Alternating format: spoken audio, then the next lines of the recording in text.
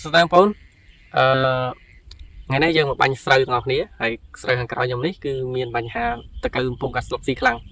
បងប្អូនភាគច្រើនប្រកាសជាស្លាប់ជួបហើយពេលវាស៊ីគឺស៊ីឡើងដាបបងស្ដាប់ស្រូវពេលមើលពីចង្អាយទៅឡើងសហើយស្រូវនេះក៏វាស៊ីអញ្ចឹងដែរ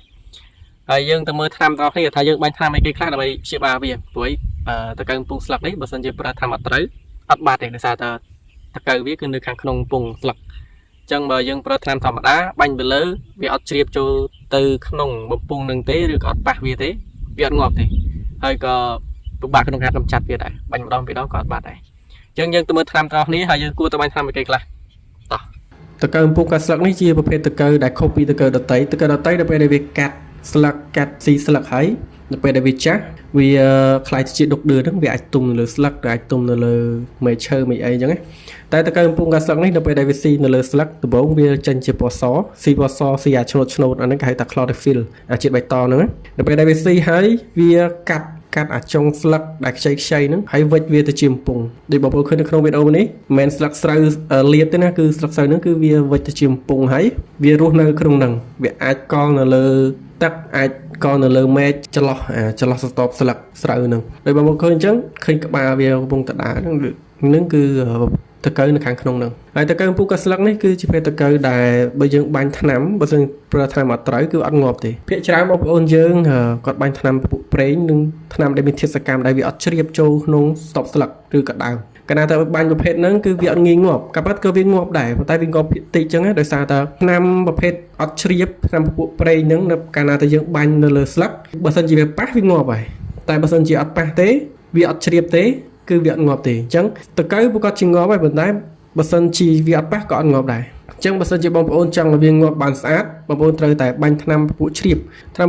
វាអាចត្រូវពួកតកៅអំពង់ស្លឹកហ្នឹងត្រូវតកៅមូស្លឹកតកៅស៊ីរុកដើមហ្នឹងគឺបាញ់ទៅគឺវាជ្រាបទៅដល់ពួកតកៅហ្នឹងកាលណាតែវាជ្រាបដល់វាអាចសម្លាប់បានអញ្ចឹងនៅក្នុងវីដេអូនេះខ្ញុំនឹងប្រាប់ធាតុសកម្មអ្វីខ្លះដែលយើងប្រើហើយខ្ញុំប្រើធាតុសកម្ម3ក្នុង10ទៅ1ថ្នាំហ្នឹងគឺមានធាតុសកម្មទី1គឺមាន fipronil ទី2គឺមាន chlorantraniliprol ហើយទី3គឺមាន carpenapin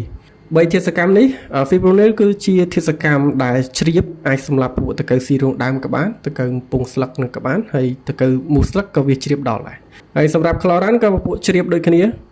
ខ្លាំងដូចគ្នាពីធាតុសកម្មហ្នឹងហើយ carpenapin គឺពួកថ្នាំធាតុសកម្មដែលសម្លាប់លឿនអញ្ចឹង3ធាតុសកម្មនេះបាញ់ទៅគឺវាឆាប់បាត់ផងហើយវាការពារបានយូរផងរយៈពេល15ថ្ងៃគឺអត់បារម្ភរឿងបញ្ហាតកៅទេហើយខ្ញុំមិនមែនបាញ់ថ្នាំតកៅសុទ្ធទេខ្ញុំលាយជាមួយនឹងថ្នាំប៉ូវដែរថ្នាំប៉ូវរបស់យើងគឺមានជីស្លឹក3រុំមុនទី1ដោយសារទៅស្រូវហ្នឹងគឺអាយុវាគឺ30ថ្ងៃ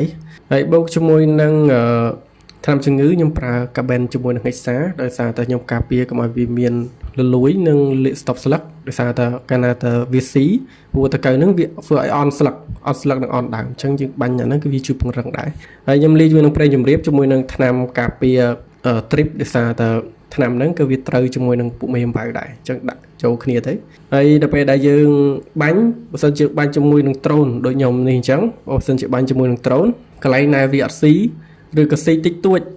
យើងបាញ់ទៅ1ជាន់ទៅហើយកន្លែងណាវាស៊ីខ្លាំងយើងត្រូវបាញ់2ជាន់ដោយសារតែកាលណាតែវាស៊ីខ្លាំងអញ្ចឹងតកៅវាច្រើនកាលណាតែយើងបាញ់ដ្រូនអត់ដូចបាញ់ដៃតែវាតិចកាលណាតែទឹកវាតិចអញ្ចឹងយើងត្រូវការបាញ់1ជាន់ទៀតដើម្បីឲ្យវាសប់ឲ្